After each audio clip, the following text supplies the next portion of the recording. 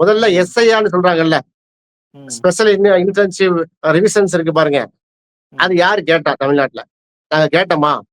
12 மாநிலத்துல இருக்கு. அதுவும் தமிழ்நாடு ஒண்ணு என்று சொன்னால், தமிழ்நாட்டுல ஒவ்வொரு சட்டமன்ற தேர்தலையும், நாடாளுமன்ற தேர்தலுக்கு முன்னாடியும் வாக்காளருடைய பட்டியலை சரிபார்த்துக் கொண்டே இருக்கிறது. ம். மாநில அரசு சரிபார்த்து யாரெல்லாம் டெலிஷன், அடிஷன் புதிய வாக்காளர்கள் யாரு? யார் இறந்து போய்விட்டார்? யாரெல்லாம் வந்து டூப்ளிகேட் என்ட்ரிஸ் எப்படி இருக்கு? எல்லாமே நாங்க வந்து சட்டப்படியாக செய்து கொண்டிருக்கோம். தமிழ்நாட்டுல இந்த பிரச்சனையே ஓகே. தேவையே கிடையாது. ம். எஸ்ஐஆர் நடவடிக்கை என்பது தமிழ்நாட்டுக்கு அவசியமற்றது. ம். அதான் நம்ம எதிர்க்கிறோம். ம். எஸ்ஐஆருக்கு வந்து தமிழ்நாட்டுல அமல்படுத்துறதுக்காக அவங்க கொடுத்த காலக்கெடு ரொம்ப ஷார்ட்டா இருக்கு. 1 மாசத்துல நீங்க எப்படி முடிப்பீங்க அத? ம். தமிழ்நாட்டுல இருக்கக்கூடிய ஒவ்வொரு வீடுகளையும் டோர் டு டோர் நீங்க வந்து தட்ட முடியுமா? ம். 40 நாட்கள் அவகாசம்னு குடுத்தா கூட 30 நாட்கள் பார்த்தீங்கன்னா, அது எல்லாமே லீவு நாட்களாகும். ஆ மேக்ஸிமம் வந்து இதா இருக்குது. ம். ஃபெஸ்டிவல் நாட்களா இருக்கு. அதாவது கொண்டாடக்கூடிய நாட்களா இருக்குது. அதாவது விழா திருவிழா ம். நாட்களாக இருக்கிறது தமிழ்நாட்டுல. திருவிழா, பொங்கல். அதுபோல நார்த் ஈஸ்ட் ம். மான்சூன் வரை வந்து விட்டது. வடகிழக்கு ம். பருவமழை தொடங்கி விட்டது. தொடங்கி சென்று ம். கொண்டிருக்குது. அப்ப நெறைய கஷ்டங்கள் இருக்கும். நீங்க 1 மாசத்துல என்ன செய்ய தட்ட முடியாது. ஓகே. 1 மாசம் இல்ல, 1 வருஷம் எடுத்தா கூட தமிழ்நாட்டுல உள்ள எல்லா வீட்டையும் தட்டி பார்த்து நீங்க என்ன செய்ய முடியாது. நீங்க ம். கணக்கீடுலாம் எடுக்க முடியாது. இது 1. ம். ம். 2வது எஸ்ஐஆர்ன்னு சொல்றாங்கல்ல. இந்த ம். கணக்கெடுப்பை யார் நடத்துவா? ம். தமிழ்நாட்டினுடைய அதிகாரிகளா? ஒன்றிய அரசின் கட்டுப்பாட்டு அதிகாரிகளா? கேட்கும்போது, இல்ல, இல்ல. நீங்க தமிழ்நாட்டு அதிகாரி நடத்தலாம். பிஎல்ஓ ம். பூத் லெவல் ஆபீசர்ஸ் நாங்க போட்டு பண்றோம். பூத் லெவல் ஆபீசர்ஸ் போட்டு பண்ணுவீங்க. அது எங்களுக்கு தெரியும். ம். அந்த ம். டேட்டாவ யாரு கையாளுவா? எடுத்த தரவுகளை யாரு வந்து சரிபார்ப்பார்? அத ம். யாரு சரி, தப்புன்னு எப்படி சொல்லிட்டு அவங்க இடத்துல ஃபீட் பண்ணுவாங்க. அப்புறம் ஓகே. இணையதளத்திலயோ ஏதாவது ஒரு சாஃப்ட்வேர்லயோ கொண்டு என்ன செய்வாங்க? அத கொண்டு ஃபீட் பண்ணுவாங்க. ம். அதை வந்து அ அது அந்த இடத்துல பதிவாங்க. ஓகே. அந்த பதிவும், அந்த சாஃப்ட்வேரோ, அந்த வெப்சைட்டோ யாருடைய கட்டுப்பாட்டுல இருக்கும்? ம். எலக்ஷன் கமிஷன் ஆஃப் இந்தியாவோட கட்டுப்பாட்டுல இருக்கும். ஓகே. ஒன்றிய சர்க்கார்ல இருக்கக்கூடிய, தேசிய அளவுல இயங்கக்கூடிய அந்த மத்திய ம். அரசு அந்த தேர்தல் ஆணையத்தின் கையில இருக்கிறது. ஓகே. அப்படி இருந்ததுனால என்ன அப்படின்னு நீங்க கேட்கலாம். ம். தேர்தல்ல ஒன்றிய அரசு கட்டுப்பாடு தேர்தல் ஆணையம் என்னன்னு. பீகார்ல ம். எஸ்ஏஆர் பண்ணாங்க. பீகார்ல எஸ்ஏஆருக்கு பிறகு என்னாச்சு? கிட்டத்தட்ட ம். வந்து 1,00,00,000க்கு மேற்பட்ட புதிய வாக்காளர்கள்ல குளறுபடி வந்திருக்கிறது. ஓகே. அவர்கள் நீக்கம் செய்யப்பட்ட பல லட்சம் வாக்காளர்கள்ல 35% பேர் வந்து இஸ்லாமியர்கள். ம். வந்துட்டா என் அப்பன் குதிரைக்குள்ளன்னு வந்துட்டா. அப்ப ம். இவர்கள் வந்து யார் தனக்கு வாக்கு செலுத்த மாட்டார்களோ, பாஜகவுக்கு ஒரு காலம் முஸ்லிம்கள் வாக்கு செலுத்த மாட்டார்கள். ம். முஸ்லிம்களை குறிவைத்து அடி. ஓகே. தலித்களில் பெரும்பான்மையாக 99% வாக்கு வாக்கு போட மாட்டாங்க பிஜேபிக்கு. ம். தலித்துகளை ம். வந்து காலி பண்ணு. பட்டியல் சமூக ம். மக்கள. அதுபோல ஓகே. கிறிஸ்தவர்களும் மேக்சிமம் போட மாட்டாங்க. ம்.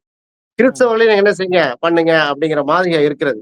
அப்போ தலித், இஸ்லாமியர், கிறிஸ்தவர்களை வந்து குறிவைத்து தாக்குவதற்காகத்தான் இந்த எஸ்ஐஆர் நடவடிக்கையா என்கிற கேள்வி வருகிறது. ம். இது பாயிண்ட் நம்பர் 3. ஓகே. 4வது என்னன்னா, இந்த ம். எஸ்ஐஆர் நடவடிக்கை இருக்குல்ல. இந்த ம். எஸ்ஐஆர் நடவடிக்கைக்கு அவங்க சொன்ன அந்த ஆவணங்களே பார்த்தானா, ரொம்ப ம். மோசமா இருக்கு. உதாரணமா என்ன சொல்றாங்க? ஒரு 11 ஆவணத்த சொல்றாங்க.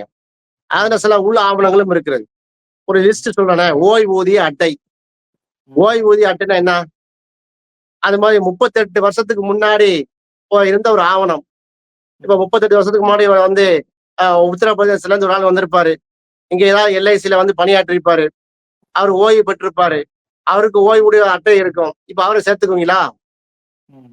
பர்த் சர்டிபிகேட், கல்வி ம். சான்றிதழ், பாஸ்போர்ட், ம். ம். அரசு ஒதுக்கக்கூடிய வீடு பத்திரம், அப்புறம் வந்துட்டு ம். இருப்பிடச் சான்று, சாதி ஓகே. சான்றிதழ், குடும்ப பதிவேடு. இது எது மாதிரி இருக்குது? இது எஸ்ஐஆர் மாதிரி இருக்கா? ம். சிஏஏ, என்ஆர்சி, என்பிஆர் மாதிரி இருக்கா? இதான் கேள்வி. ஓகே. நீங்கள் வந்து இந்திய தேர்தல் ஆணையம் ம். உண்மையிலேயே வாக்காளர் பட்டியலை சரிபார்க்க போகிறீர்களா? அல்லது குடியுரிமை திருத்தச் சட்டத்தை வந்து அமல்படுத்துவதற்காக நீங்க ரிகர்சல் பண்றீங்களா? சிஏஏ, என்ஆர்சி, என்பிஆருக்கு கேட்ட ஆவணம் மாதிரி எந்த ஆவணம் இருக்குது? ம். என்னுடைய குடியிருப்பு சான்றிதழ் நீ ஏன் கேட்கிற? ம். குடியிருப்பு சான்றிதழ், சாதி சான்றிதழும், குடும்ப பதிவேடு, இருப்பிட சான்றிதழ்லாம் வந்து எதுக்குன்னு கேட்கிறேன். ம். ஜாபிதால பேர் இருக்கா இல்லையா? புதுசா ம். வரவங்களுக்கு எலக்ஷன் ஐடென்டி கார்டு குடுக்கணும்னா, ஏற்கனவே நடைமுறையில இருக்க செய்யுது என்ன? ம். உங்களுடைய எங்க படிக்கிறான்னு கேட்பாங்க. உங்க சர்டிபிகேட் என்ன? ம். எத்தன வயசு நிரம்பி இருக்குது? ஓகே. ரேஷன் கார்டுல உங்க பேர் இருக்கா? முடிஞ்சு போச்சுல்ல. ம். ஆதார் கார்டு கூட என்னமோ ஆவணம் இல்லையாம். அது சுப்ரீம் கோர்ட்டுடைய வழிகாட்டுதல் அடிப்படையில ஆவணமா எடுத்துக்கிடுவாங்களாம். என்ன வழிகாட்டல் சொன்னீங்களா? ம். ஆக இவருடைய ஆவணங்களே சொல்கிறது ம். எஸ்ஐஆர் என்பது குடியுரிமை திருத்தச் சட்டத்தை மறைமுகமாக அமல்படுத்துகிறார்கள். அதைத்தான் பீகார்ல செஞ்சாங்க. வாக்காளர் பட்டியலை சரிபார்க்கும் என்று சொல்லி 65 பீகாரிகளை பீகாரி கிடையாது என்று சொன்னார்கள்.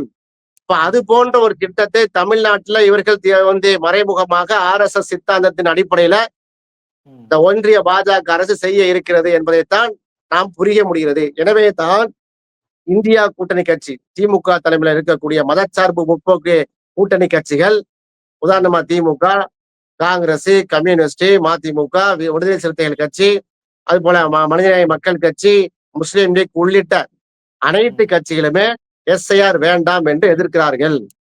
ஏற்கனவே விசிக சார்பா திமுக சார்பாக இதை எதிர்த்து போட்ட வழக்கு சுப்ரீம் கோர்ட்ல உச்ச நீதிமன்றத்துல நிலுவையில் இருக்கிறது.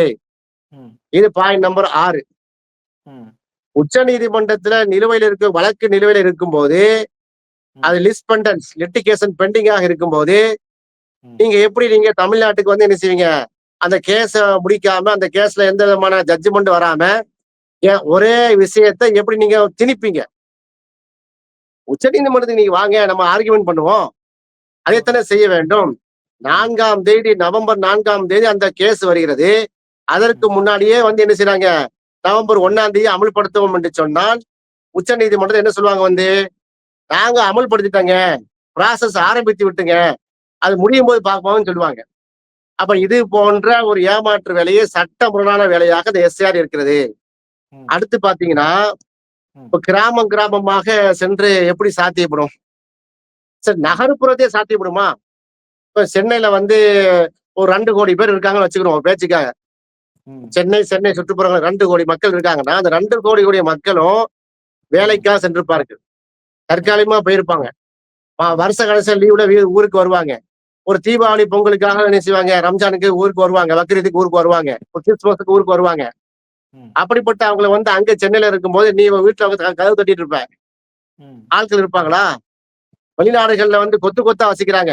உதாரணமாக கல்ஃப் கண்ட்ரி, அரபு நாடுகள்ல இருக்கக்கூடிய 50க்கும் மேற்பட்ட அரபு நாடுகள்ல Saudi Arabia, Dubai, Qatar, Kuwait, ஐக்கிய அரபு அமீரம்னு பாத்தீங்கன்னா, பெரும்பான்மையாக இஸ்லாமியர்கள் வந்து தமிழ்நாட்டை சேர்ந்த முஸ்லிம்கள் அங்க இருக்கிறார்கள்.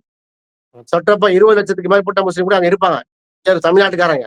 இப்ப அவங்களுக்கு எல்லாம் என்ன திட்டம்? என்ன செய்ய போறீங்க? அது 2002ல ஓட்டு போட்டிருந்தா போதும். அல்லது 2002ல ஓட்டு போடாட்டாலும் பரவாயில்ல. அவங்க பேரண்ட்ஸ் யாராவது ஓட்டு போட்டிருந்தா போதும். அதுவும் இல்லையா, அவங்க பிளட் ரிலேஷன்ஸ் ஓட்டு போட்டிருந்தா போதும்.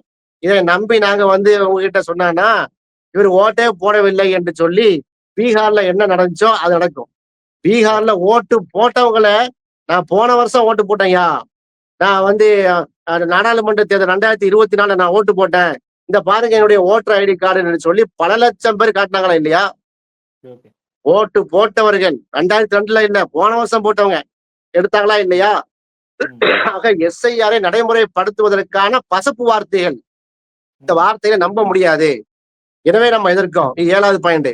8வதா பாத்தீங்கன்னா, தேர்தல் ஆணையம் இருக்கு பாருங்க. எலெக்ஷன் கமிஷன் ஆஃப் இந்தியா வந்து மக்கள் பிரதிநிதி சட்டம் தான், ரெப்ரசன்டேஷன் ஆஃப் பீப்புள் ஆக்ட் படிதான் நடவடிக்கை எடுக்க முடியுமே தவிர, நீங்க குடியுரிமை திருத்த சட்டத்துக்கு நடவடிக்கை எடுக்க முடியாது.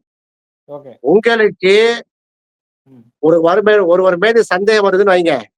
இவர் இந்தியரா அல்லது தமிழ்நாட்டுக்காரரா சந்தேகம் வந்துச்சுன்னா, விஓட்டத்தை கேட்டா ஒரு விஓடைய கடமை அது. வில்லேஜ் கிராம நிர்வாக அதிகாரி அவருக்கு தெரியும். சம்பந்தப்பட்ட கிராமத்துல அந்த டோர்ல வசிக்கிறாரா இல்லையான்னு. அவரை தாண்டானா தாசில்தார் இருக்காங்க. அவருக்கு மேல வந்து கோட்டாட்சியர் ஆர்டிஓ இருக்கிறாரு. அதுக்கு மேல கலெக்டர் இருக்கிறாங்க. இப்படி வந்து ஒரு அடுக்கு தொடர்ல வந்து நம்ம சிறப்பாக செயல்பட்டு கொண்டிருக்கு தமிழ்நாடு. நீங்க வந்து நாங்க ஒன்றிய அரசு நாங்க சொல்லிட்டோம், எஸ்ஐஆர் போடுறோம், தீவிர திருத்தப்பட்டுன்னு சொல்லி நீங்க வந்து முழுக்க முழுக்க எங்களுடைய ஓட்டுரிமை பறிக்க கால திட்டமா தான் எனக்கு தெரிகிறது. தேர்தல் ஆணையம் வந்து மக்கள் அதாவது இந்த கலெக்டர், ஆர்டிஓ, தாசில்தார், விஓ இதன் மூலமாகத்தானே வந்து இத்தனை காலமாக தேர்தல் பணி நடந்து கொண்டிருக்கிறது. தேர்தல் வாக்காளர் பட்டியல் தயாரிக்கப்பட்டு கொண்டிருக்கிறது. இப்ப புதுசா என்ன எஸ்ஆர் சொல்லி நீங்க உங்களுடைய கண்ட்ரோல்ல வந்து பிஎல்ஓ போட்டு நீங்க பண்ணுவீங்க. அப்ப இது முரண்பாடு. அவங்க சட்ட அடிப்படையில கிரவுண்ட் அவங்களுக்கு கிடையாது. அப்புறம் பாத்தீங்கன்னா, தேர்தல் ஆணையத்தை பொறுத்த வரைக்கும் இந்த ம். பச்சை பொய் சொல்றதுல தேர்தல் ஆணையத்தை யாரும் மிஞ்ச முடியாதுங்க. ஏன்? தலைமை தேர்தல் அதிகாரி மீது வழக்கு தொடரவே முடியாது. வழக்கு ம். தொடர்றதுக்கான அந்த சட்டத்தை வந்து புதுசா நடைமுறைப்படுத்துறாங்க. போன ம். வருஷம் செஞ்சாங்களா இல்லையா? நாடாளுமன்ற தேர்தலுக்கு முன்னாடி இந்த மாதிரி ம். தில்லு முள்ளு ஓட்டு சோறு பண்ணுவதற்காகவே தலைமை தேர்தல் அதிகாரி மீது அவர் மரணிக்கும் வரை, அவர் சாகும் வரை என்ன செய்ய முடியாது, வழக்கு தொடர முடியாதுங்கிற அளவுக்கு ஒரு சிறப்பு திட்டத்தை கொண்டு வந்துதான் ஓட்டு சோறு திருட்டு வாக்கின் மூலமாக இந்த ஆட்சியை பிடித்திருக்கிறார்கள். இது நான் சொல்லல. ராகுல் காந்தி பக்கம் பக்கமா மணிக்கணக்கில் நின்று விளக்கின சப்ஜெக்ட். இதே ம். சப்ஜெக்ட் இந்த எஸ்ஐஆர்லயும் வந்துச்சா இல்லையா? பீகார் நடைமுறைப்படுத்தும் போது இந்த பிரச்சனை வந்துச்சா இல்லையா? ஆக டோர் டு டோர் கேம்பெயின் வந்து சாத்தியம் கிடையாது. குறிப்பா பாத்தீங்கன்னா முஸ்லிம்களுடைய ஓட்டு 1/3ங்க. 10 ம். லட்சம் ஓட்டு நீங்க ஒரு 2, 3 கான்ஸ்டிடியூஷன்ல வந்து நாடாளுமன்ற கான்ஸ்டிடியூஷன்ல நீக்கிறாங்கன்னா, ம். ஒரு 12 தொகுதி, ஒரு 18 தொகுதிகள ஒரு 10 லட்சம் ஓட்ட நீக்கிறாங்கன்னு வைங்க. இவர்கள் ம். எல்லாம் டவுட்ஃபுல் என்று சொன்னாங்க. அதுல ம். டூப்ளிகேட் என்று சொல்றாங்கன்னா, அதுல ம். 35% இஸ்லாமியர்கள் ஓட்டு இருக்குது. 10 லட்சம் ஓட்டுல வந்து பாத்தீங்கன்னா 3 லட்சம் ஓட்டு முஸ்லிம்ல நீக்கிறாங்க. ம். இப்ப தெரியுதா? அப்பம் குதிரைக்குள்ளன்னு தெரிகிறதா? அப்போ வந்து இவர்கள் கோட்டா வந்து அந்த அந்த டைம் லைனும் சரியில்லை. அவர்களோட நோக்கமும் சரியில்லை. அவங்களுக்கு ம். சாத்தியப்படாத ஒரு விஷயம் தமிழ்நாட்டை பொறுத்தவரையில. தமிழ்நாடுக்கு தேவையும் இல்லை. நம்ம அழகாத்தான் இருக்குது. ஜாபிதாலாம் ம். பக்காவா தான் இருக்கிறது. டூப்ளிகேட் அதாவது இங்க திமுக, அதிமுக பிரதான கட்சிங்க. ம். திமுகவுடைய கட்டமைப்பும், அதிமுக கட்டமைப்பு ஸ்ட்ராங்கா தான் இருக்கிறது. ம். இவங்க திமுக காரங்கன்னா இவங்க தான் ஓட்டு போடுவாங்கன்னா டபுள் என்ட்ரி இவனை வர விட மாட்டாங்க அதிமுக காரங்க. ம். அதிமுக காரங்க டபுள் என்ட்ரி இருக்க விட மாட்டாங்க திமுக காரங்க. அவங்கள எழுதி கொடுத்துருவாங்க. இந்த தெருவுல இந்த அவருக்கு ஒரு ஓட்டு இருக்கிறது எங்க ஊர்ல. அதே அவரு இந்த தெருவுல இருக்குது நீக்குங்க சொல்லுவாங்களா மாட்டாங்களா? எங்கள் ம். தெருவில வந்து என்ன செய்ய எங்களுடைய வார்டு பகுதியில இவர் மரணித்து விட்டார், இறந்து விட்டார். ஆனா அவருடைய இது இருக்கிறதுன்னு சொல்லி கேன்சல் பண்ணிடுவாங்க. ஆட்டோமேட்டிக் டெலீட் ஆயிருங்க. ம். எஸ்ஐஆரை விட பெஸ்டான எஸ்ஐஆர் வந்து நம்ம அமுல்ல இருக்கிறது. ஆக ம். இந்த இந்த அடிப்படையில் தான் 3 நாட்கள்ல அனைத்து ம். கட்சி கூட்டமும் வந்து கூட்ட போறாங்க. 3 நாளுக்கு முன்னாடி கூட்டிட்டாங்க. இப்ப ஓகே. வரக்கூடிய 2ஆம் தேதி வந்து ஆ ம். முதல்வர் ஸ்டாலின் அவர்கள் ம். திராவிட முன்னேற்ற கழகத்தினுடைய தோழமை கட்சியெல்லாம் இணைத்து இது சம்பந்தமாக எதிர்ப்பு ம். தெரிவிக்கும் வகையில என்ன செய்றாங்க, சில அறிவிப்புகளை வெளியிடப் போகிறார்கள். இந்த ம். காணொலியில் இந்த மட்டத்துல நம்ம வந்து பேசிக்கிருவோம். எஸ்ஐஆர் சாத்தியமல்ல. எஸ்ஐஆர் என்பதே தமிழருடைய வாக்குரிமையை கபளீகரம் செய்யக்கூடிய வேலைதான். பீகார் மாரி நாங்க இங்க ஏமாற மாட்டோம். பீகார் மாரி நாங்க விட்டுட்டு இருக்க மாட்டோம். இத வன்மையா கண்டிப்போம். சிஏஏ, என்ஆர்சி, என்பிஆருக்கு வந்து எப்படி இந்தியா ஃபுல்லா ரணகளமா ஆயிடுச்சோ, அது போன்ற வீரியமான போராட்டங்களை தமிழ்நாடு முழுவதும் நாங்க இந்த எஸ்ஆரை எதிர்த்து என்ன செய்வோம்? நாங்க களமாடுவோம் என்பதை இந்த பேட்டியின் வாயிலாக பதிவு செய்கிறேன். Okay sir. மிக்க நன்றி சார்.